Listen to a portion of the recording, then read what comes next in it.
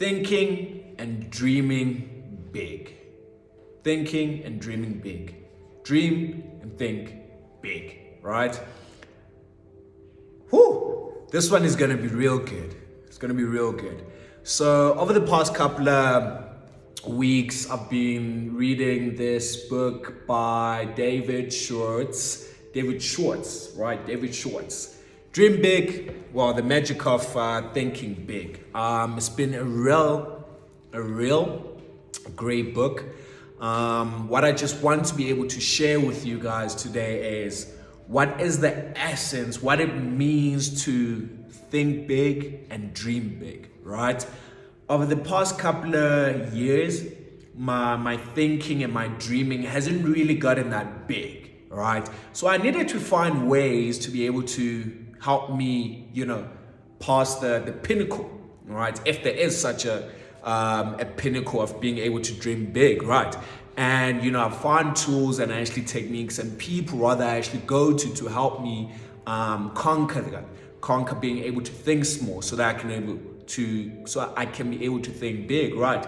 And, if you have the finances, and I hope that you do, please make an investment to actually go and purchase this book, The Magic of Thinking Big. I fully recommend it. I'm still reading, as you can currently see. It's probably currently my second time reading it. But what I just want to be able to share with you, this is what this book has immensely done for me, right? It's opened up channels for me to go and dream even bigger and think even bigger. The reason why thinking big is so important is, essentially to be able to open up your brain to new ways of doing things, right? To new ways of, for instance sake, let's picture this. If in the universe there is a doorway that people get into to become successful, and it's only open to so-called elites, then what this book has done for me, it has allowed me to put one step inside the door, right? And the reason why I'm saying this is the action, it allows you to act, it allows you to picture not what you currently see, not what it is at the moment, but what can be. A beautiful story that my mentor shared with me is a story about acorns, all right? So if you picture this, when you see an acorn, I want to ask you something. What do you see? Do you see an acorn as, a thing that squirrels eat? What do you see when you see an acorn, right? And, he's asking this to one of his students. And, one of his students says he sees just an acorn. And, my mentor says, I see trees, all right? But to really think bigger than that is, to see houses, to see, paper. So it's really interesting how thinking big can be able to actually open up your mind to really dream big, right? When we often speak about dreaming big, we speak about, your Elon Musk, your Jeff Bezos, your, the Thomas Edison, Nikola Tesla, all of these guys, they had to think big. They had to picture what could be, right? Not what is, but what could be. And essentially thinking big really does that because it allows you to dream super big.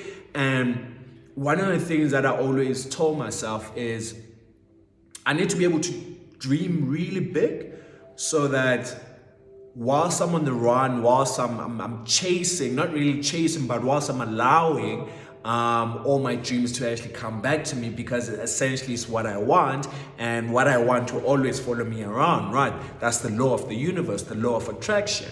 So you never want to find yourself thinking, once you have accomplished that specific goal, but damn, I dream really small, I wish I could have had this. Nah, you want to get to the top, and see, you know, once you get to the top of that mountain, really see what's beyond, you know, the top of that mountain. So that's what it means to really dream big. And David Short's really opened up for me the doorway to be able to think, you know, and dream really big. Right now, I have this dream to be able to have an impact and allow people, or rather have an impact essentially of creating new versions for people to become the better versions of themselves, right?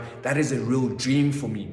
I have this dream of being able to actually impact 1 million people, right? Through these videos, through my daily work, through the content that I put out, through everything that I'm able to do, right? Because what's life really without being able to touch and heal the next person to you, right?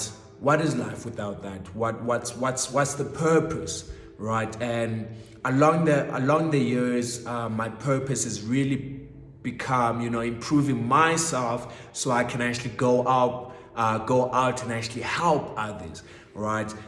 If I'm not improving myself, if I'm not keeping in touch with the new knowledge, new technology, how can I actually be able to actually help others, right? And, you know, what I just want to be able to come to based off, you know, the magic of thinking big and a couple of other books that I've been reading and other articles, whatever it is that I actually consume, the content rather that I actually consume. One of the things that I just want to be able to share is how to think and dream big, right? And I'm going to share 3 items or 3 things with you that have really helped me and are helping me along this process, along this experience, right? And one of those things is, you know, the dreaming exercise. So dreaming exercise is essentially getting yourself a book. It can be a book, an A3, round about this size or something like that. Nothing bigger. If you want to go big, then go for it. But one of the things is just simply writing what it is that you want to be able to accomplish. So you can just be able to journal that. If you live around a great neighborhood or you're not too far off, but even if you are too far off, go make means to actually go out there and experience a different environment, right? And just go around, just walk around the new neighborhood, right, where you'd like to see yourself.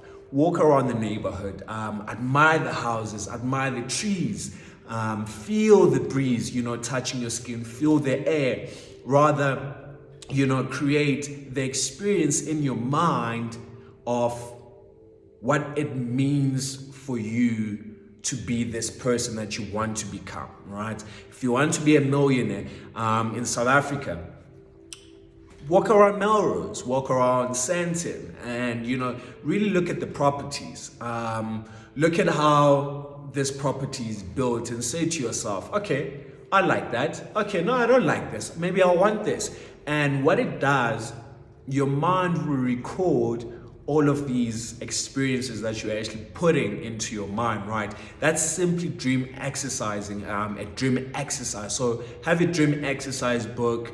Go out and actually go and look at your favorite car, whether it's online, whether it's at the physical car dealership. I'm learning that touching something and physically seeing it is a great way to actually exercise your dreams, right? And be able to actually become closer to them.